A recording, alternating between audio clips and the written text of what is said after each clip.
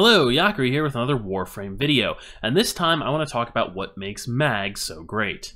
Now, if you've seen some of my other videos, you may already have a pretty good idea of what I think is good about mag, but I wanted to make one of these videos just focusing on the one particular standout ability I think she has, which is, in my opinion, Magnetize. Her other abilities are quite good as well, but Magnetize really stands out as being multi-purpose, and for the fact that it can boost your and your squad's ability to kill things.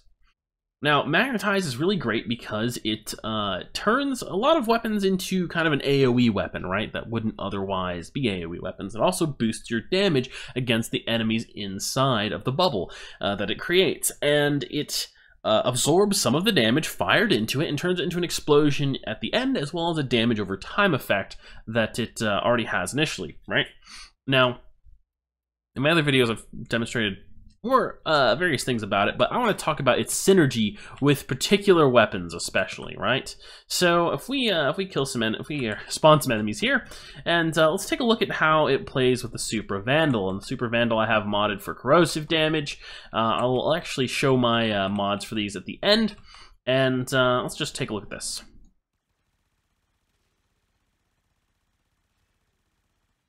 I think, can I stop? Nah, I should fire a little bit more. They don't look too healthy now. No, sir.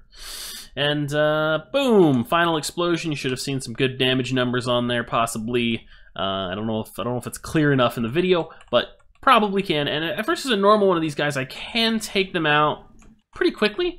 But of course, that's just one removed instead of an entire group of them. And that's what I really like about this ability, that it can turn machine guns and weapons that you can kind of like spray a crowd with, but you can't just easily kill a huge group of enemies with this at high level. But with Magnetize, you no longer have this problem, and you can certainly kill a huge group of these enemies at very high levels with that ability.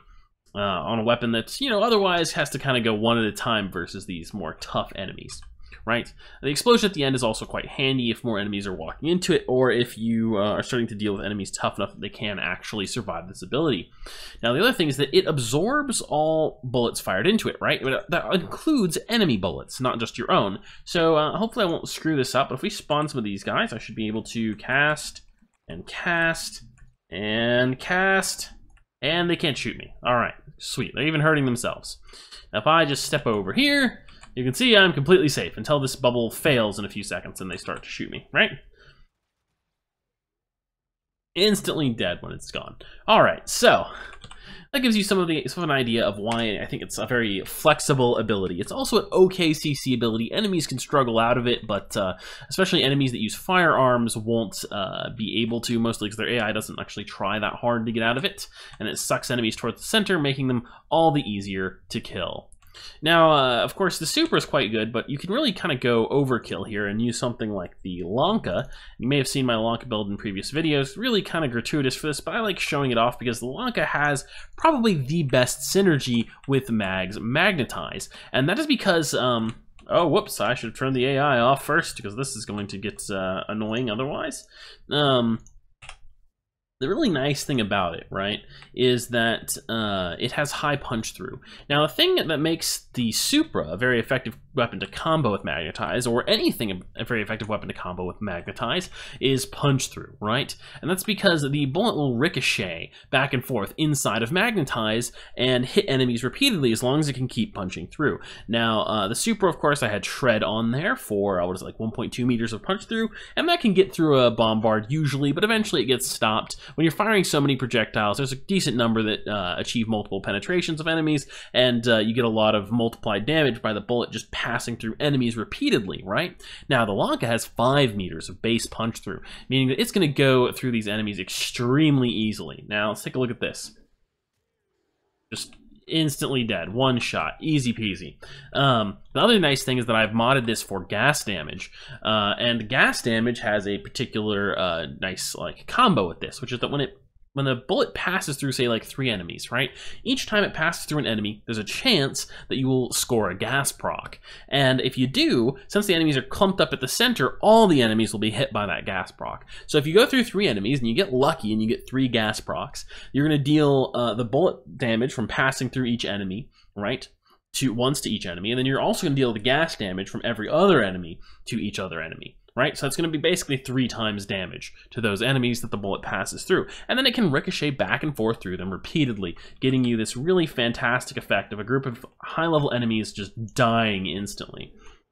Now, let's take a look at the weapon builds I'm using, because the Lolica build especially is gratuitous, although I suspect you will have similar results without the Riven that I have equipped to mine, right? So I've got this nice crit chance and damage Riven that really boosts things up. You got a better chance of status proc, and I've modded this for just massive stat stick damage, no attack speed buff like I would use if I wasn't doing gas proc.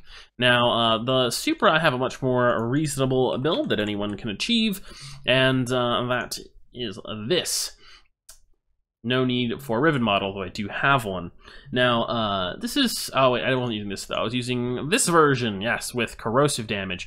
If you're using a somewhat lower damage weapon, it is important to mod for the correct damage type for the enemies, and you know, that makes a pretty big difference at very high levels. At lower levels, doesn't really matter. These level 130 enemies, you probably couldn't do the gas proc build with the Supra, but versus low level enemies, you certainly could, and it would be very effective. Possibly more effective than like using the correct damage type if their armor is a bit lower, right? Let's look at my build for mag. This is not a build I'm suggesting you use. However, it is the build I used for testing. I've got low duration, so the bubble will explode a little bit quicker. And just thought to show you that, even though it's not like an endorsement, as it were. Now, I think this pretty much covers everything about that ability. It is a really fun ability, and works very well with a variety of weapons, provided that they're actually, let's give a good example. So, provided that they are not hit scan. Hit scan weapons can work with it, but they are much less effective, right? So let's take a look at the twin Grakatas, right, on these guys, and let's take a look. I think they can kill with my default build enemies up to this level. Probably. Let's take a look. Yeah, okay, no problem. We got one guy, no big deal. But how do they fare in magnetize? This is kind of the difference between hit scan and non-hit scan weapons. All right, so let's fire over here, and we'll just keep emptying clips into these guys until I run out of time. All right, that's over. Yeah, look, a bunch of them survived. How obnoxious. I mean, I killed a few of them, but the problem is the hit scan weapons go straight to the center, often not passing through multiple enemies like the projectile weapons do when they ricochet around inside magnetize. It's not nearly as effective, although it does still have a decent impact. Now, one caveat will be that crit weapons are actually less effective with magnetize because they don't add as much to its damage over time effect and its explosion at the end. That only accounts for base damage. So you can use some high base damage weapons like the Opticore, or I don't think I can take out enemies this high level with the Colastar, but it is fairly effective, despite the fact that, although it's not hit scan actually, you just can't ricochet the projectiles around inside because it explodes, right? I guess I'll give it a shot here, but I don't expect this to do super well, actually. So, you know, something to keep in mind in terms of the limits of this... Oh, fuck, wrong weapon. Limits of this ability.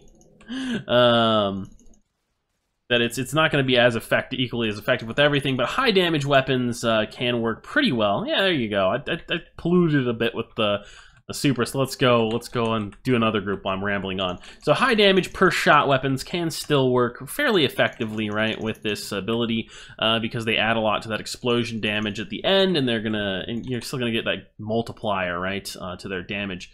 And as you can see, this actually did pretty well versus these enemies. Didn't quite get them all, but it was moderately effective, right? That's kind of what you can expect of using if you're using a non-ideal weapon.